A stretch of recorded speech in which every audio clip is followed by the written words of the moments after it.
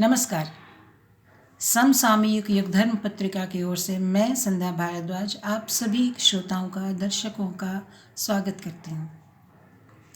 आइए आज के एपिसोड में हम माँ गंगा की स्तुति करें और जानें कौन है माँ गंगा। पापापहारी दुरितारी तरंगधारी शैल प्रचारी गिरिराज गुपा विदारी झंकारकारी हरिपाद रजो अपहारी गांग पुनातु सत्तम शुभकारी वारी गांगवारी मनोहारी मुरारी चरणचितम त्रिपुरारी शीर्षवारी पापापहारी पुनातु माम।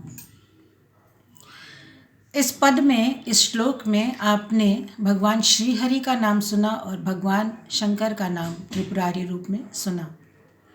आप में से बहुत सारे लोगों को यह ज्ञान होगा कि भगवान शिव अपने मस्तक पर गंगा को धारण करते हैं और पुराणों की जानकारी जिन्हें है उन्हें ये बात पता होगी कि भगवान श्री हरि विष्णु के पाँव के अंगूठे के नख से माँ गंगा का अवतरण हुआ है, आविर्भाव हुआ है।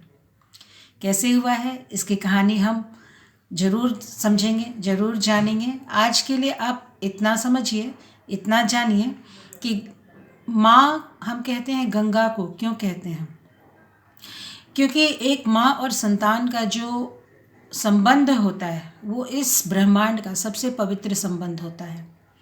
कहते हैं पूत भले ही कपूत हो जाता है पर माता कभी भी कुमाता नहीं होती। गंगा को सब पापापहारिणी कहते हैं। कई कई जन्मों के पाप भी माँ गंगा धो देती हैं।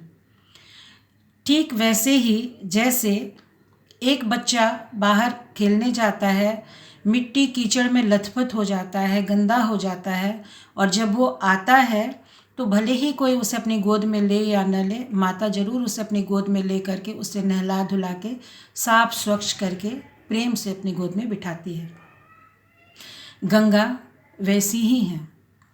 गंगा हमारे कई जन्मों के पापों को धो देती हैं और हमें फिर से पवित्र करके ईश्वर के सामने खड़ा करती हैं।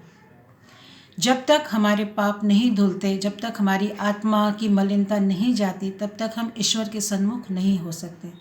और ईश्वर के सन्मुख करने में माँ गंगा का बहुत ही महत्वपूर्ण योगदान है।